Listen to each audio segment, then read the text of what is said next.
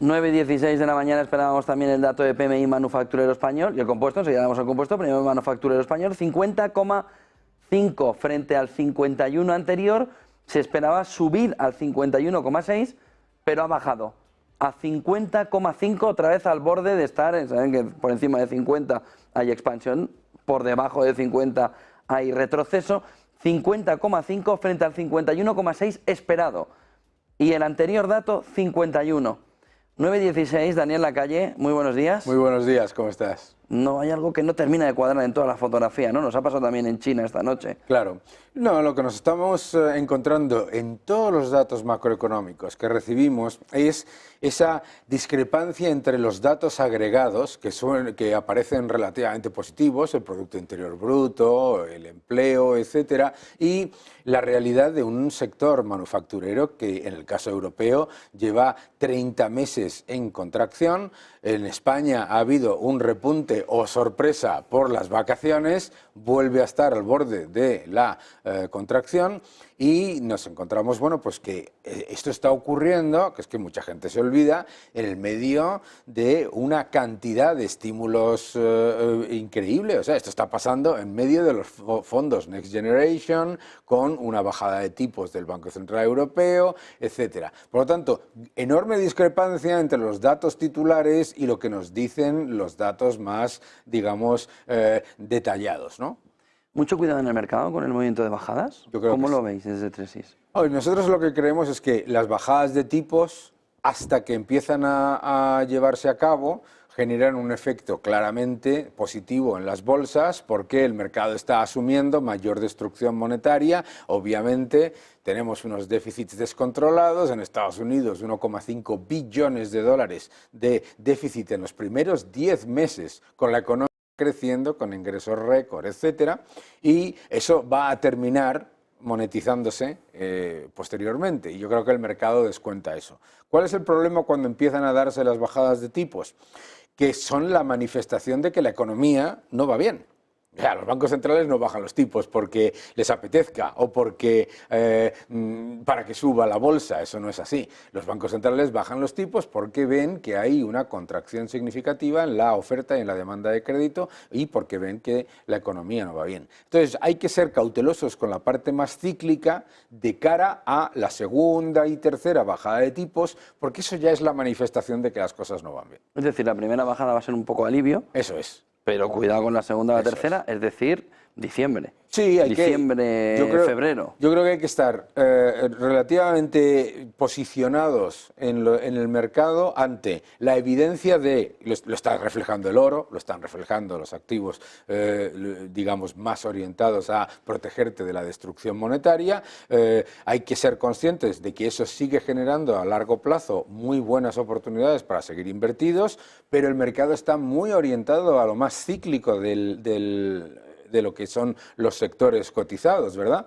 Entonces hay que moverse un poco más hacia lo que son sectores más defensivos, menos agresivos, porque esa segunda bajada de tipos solamente puede venir con un mensaje de la ralentización económica es más severa de lo inicialmente esperado.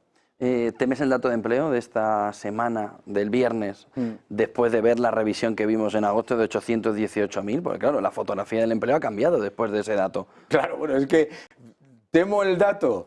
Pues lo que temo es que vuelva a ser un dato que esté muy maquillado. O sea, el maquillaje del empleo lo estamos viendo en España, ¿no? Pero es que en Estados Unidos también es muy evidente, ¿no? El maquillaje del empleo es tan increíble que encontrarte una revisión de 818.000 puestos de trabajo desaparecidos, que es la mayor desde el año 2009, que recordemos que se dio en el año 2009 porque en el 2008, con una crisis brutal, pues había una enorme distorsión en los datos.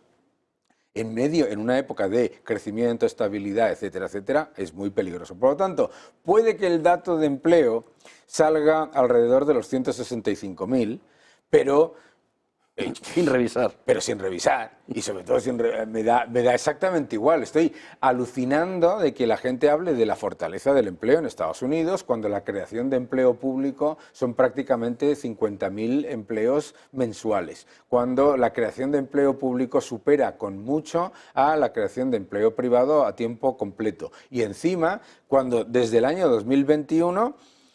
todo el aumento de la fuerza laboral viene de extranjeros, ¿sabes? Claro, la gente ve los datos de paro en Estados Unidos, como es normal, estamos en España, el país con más paro, con la tasa de paro más alta de toda la OCDE. En la comparación. Claro, decimos, oye, qué maravilla, ¿no? Pero claro, para un norteamericano, salarios reales en negativo desde el año 2021, desde que llegó Biden. Y eso con todo el crecimiento, pero le pilló todo el crecimiento. Salarios reales en negativo.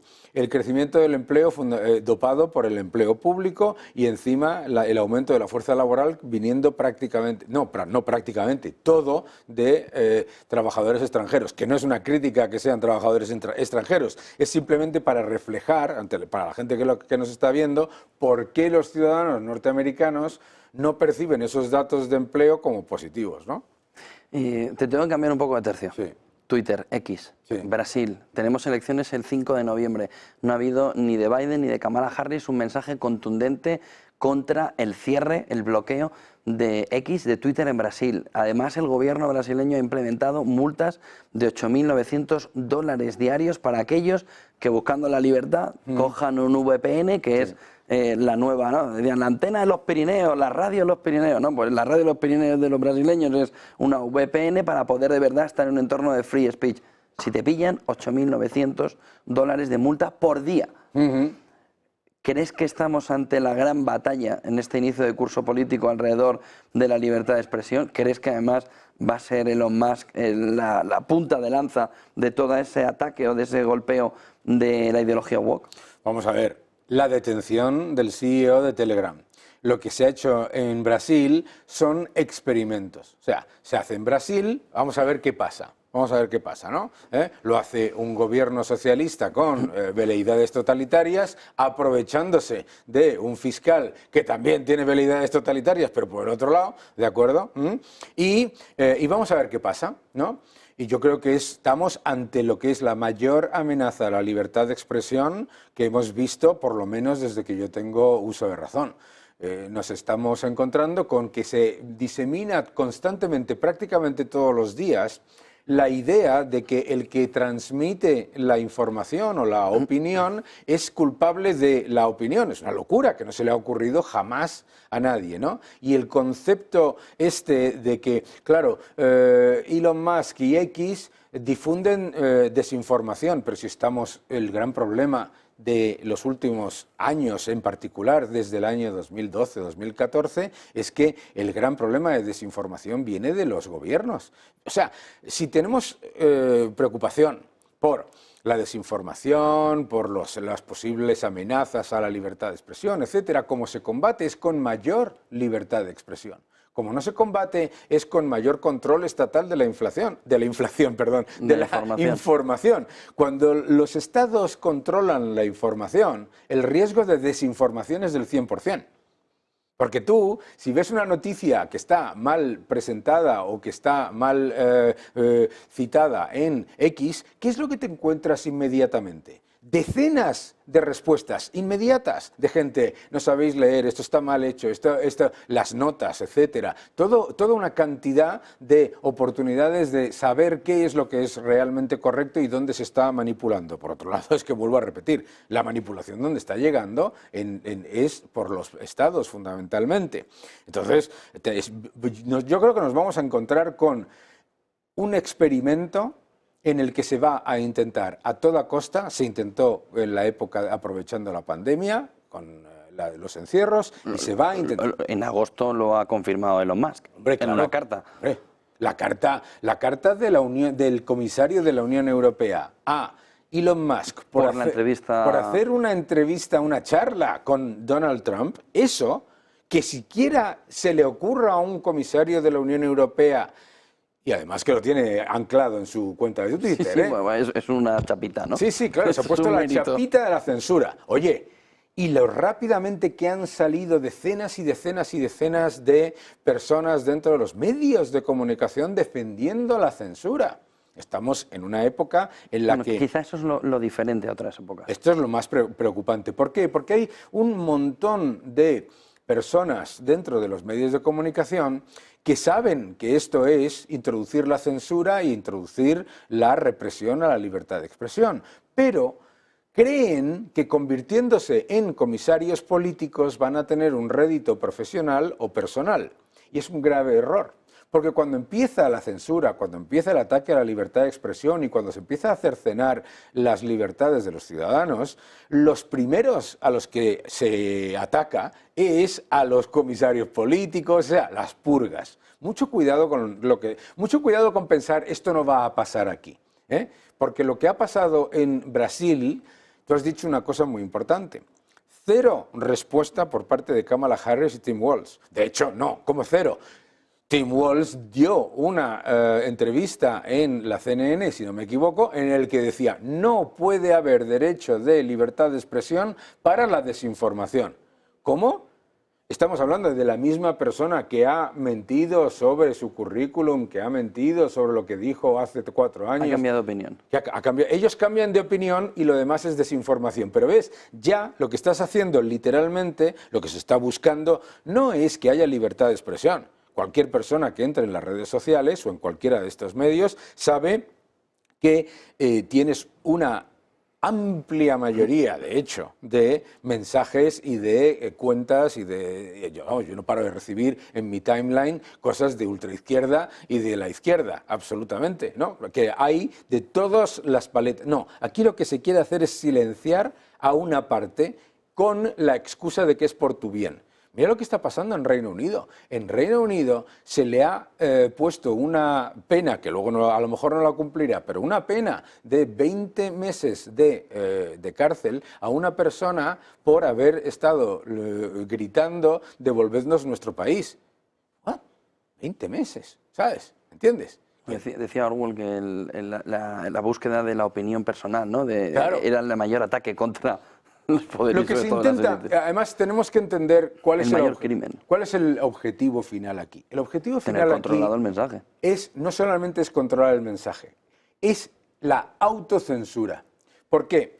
Cuando tú estás en una dictadura y el gobierno dictatorial impone censura, decía Luis García Berlanga, sabías perfectamente por dónde saltártela y hacías y sacabas tus películas y hacías tus cosas saltándote esos pequeños recovecos. ¿Cuál es el problema de lo que está ocurriendo ahora? La aleatoriedad.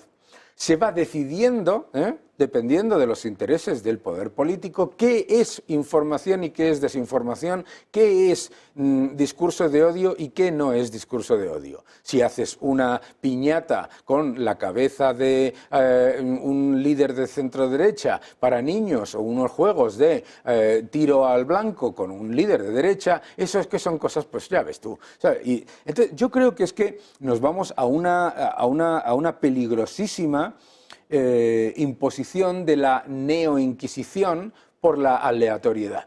Y la gente prefiere entonces no decir nada y no pensar, igual pensará lo que pueda, pero no decir nada y no significarse por nada por miedo a que cambie. Porque en muchas cosas, hace unos años eras antieuropeo y malvado si estabas a favor de la energía nuclear. Ahora ya lo dice von der Leyen. Ahora lo dice von der Leyen. Entonces la cosa va cambiando. Antes decías que se estaban cargando la agricultura y decían que es que estabas haciendo desinformación y que era mentira. Y ahora resulta que reconocen que las medidas que están tomando son malas para la agricultura y las revierten. Entonces nos encontramos verdaderamente... Es que además no hay nada mejor que la libertad de expresión.